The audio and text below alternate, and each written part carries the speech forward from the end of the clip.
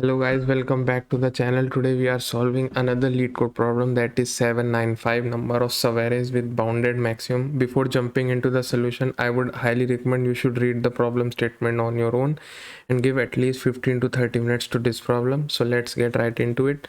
What problem is asking that you need to return the subarrays whose maximum element falls between this range left and right, and left right both included. So let's take a test case to understand this. Yeah. So if we make this subarray, is it lying, its maximum element is lying between left and right. Sorry, left is 2 and right is 3. For this, max is 2. Is it lying between 2 comma 3? 2 comma 3 included. Yeah. So we can take this also. Is 2 also lying in between 2 comma 3? Yeah. 2 is also, is 1? No, 1 is less than 2. Is 3 lying between 2 comma 3? And 3 is included. So yeah, 3 is lying in between. We got our 3 subarrays as in the test case. So I hope this much is clear how to approach this. So we are talking about subarrays. Subarrays or substring? Subarrays. Subarray substring means same thing.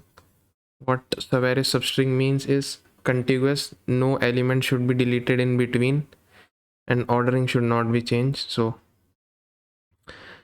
subarray substring means same thing. So what we have to do to solve this, or which algo we would be using, is the sliding window, I guess. Sliding window. Why sliding window? Because we are doing continuous subarray substring thing. So whenever there is a continuous segment that we have to find, that's why we use sliding window. This is our start and this is our end, and this particular one is sliding window with variable window size. Variable window size.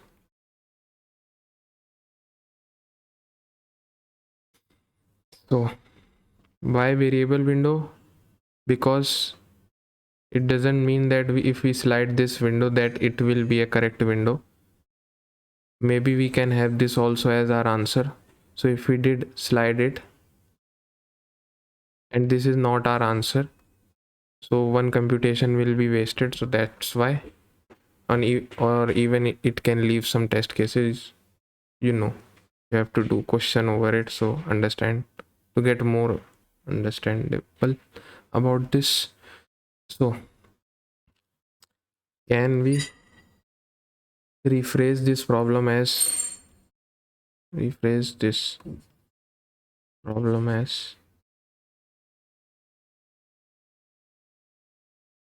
count the subarrays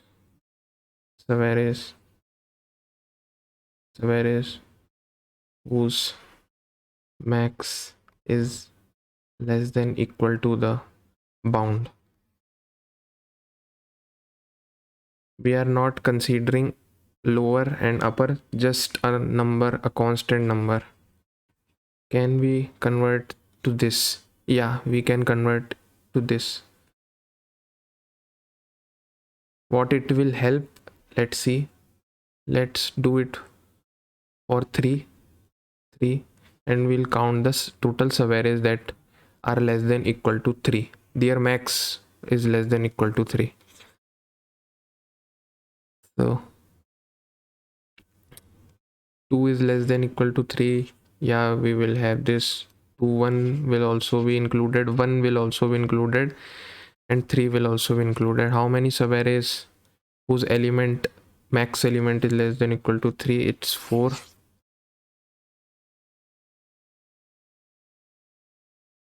These are total cases, less than or equal to 3, but these cases also include less than the lower bound also. that are not required. For our answer, we required lower and upper. Similarly, we can count for lower bound, count the subarrays array whose max is less than or equal to lower minus 1. Why lower minus 1? For obvious reason, we want to include lower. For example, 2 comma 3, we want to equal to 2 cases also, so that's why lower minus 1. We will discard every case that is this 0 1.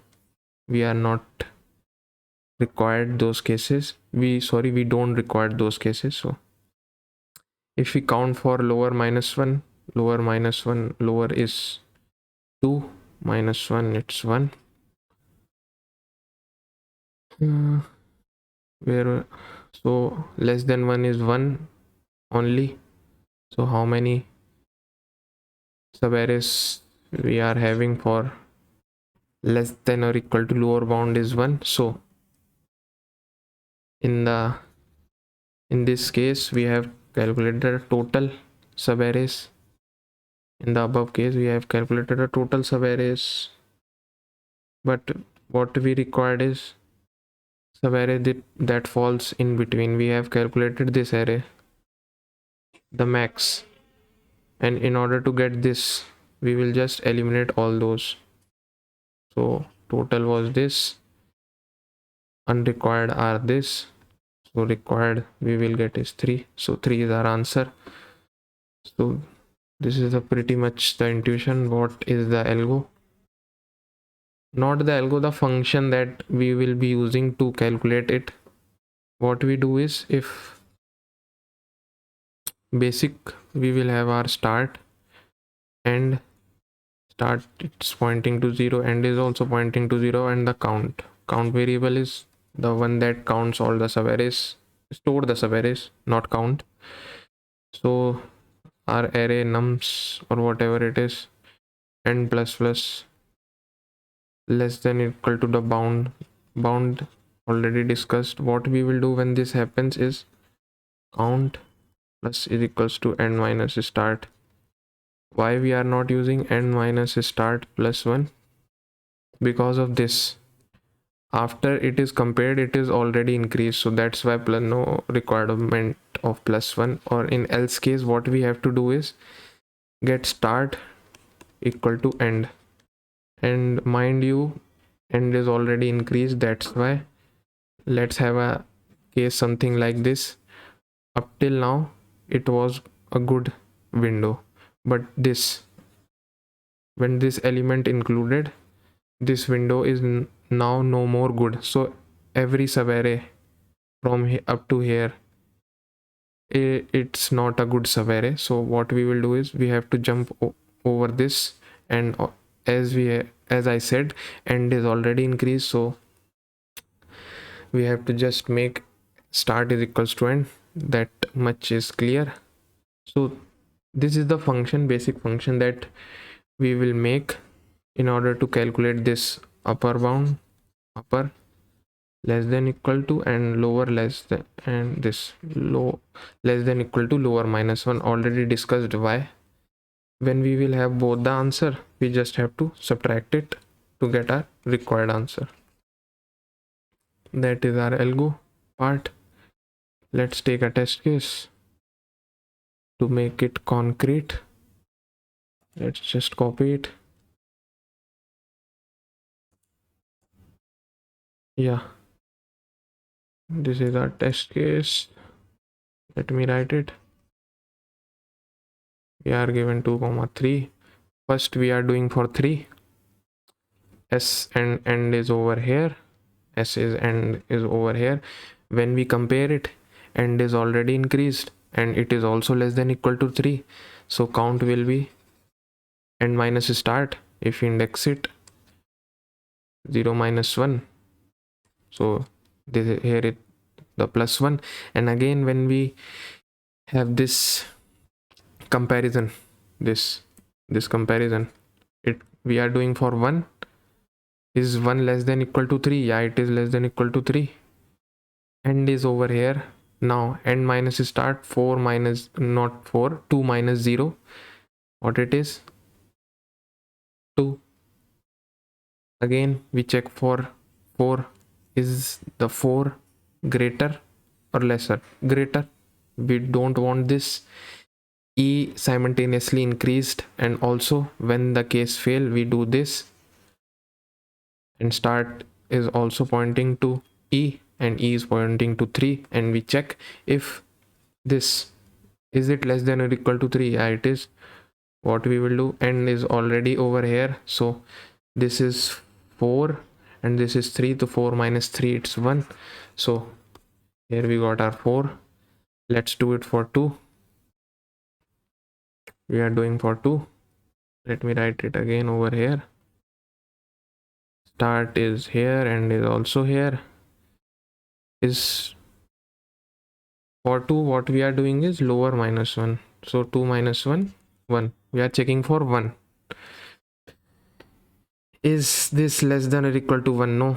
E is already over here, and S will by default, not by default as already discussed, will over here. Is 1 less than? Yeah, it is.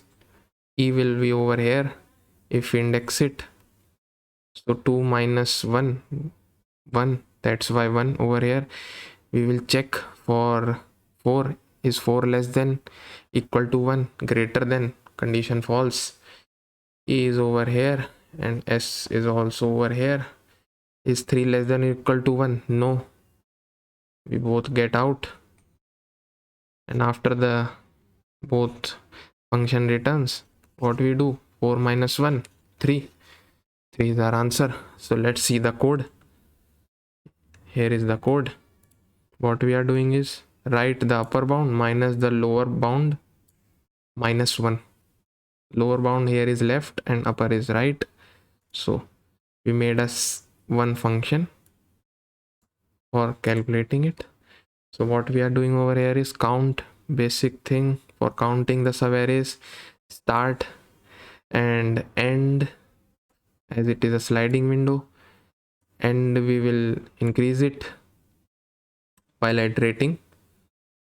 You can see over here plus plus. Why I did plus plus before? So I already discussed it. Count the subarrays. If this condition fails, we put start equals to end, and after iterating we just return the count and see if it is running or not. Yeah, it is running. I hope I was able to make you understand the intuition. And also one thing I didn't discuss, end minus start, I have done already in previous video. You can watch it. This is the, what I can say, default way or way how sub arrays or sub string are count. So I hope you did learn something. So you have to do what you have to do. So keep grinding. You guys are awesome. See you in the next one. Bye bye.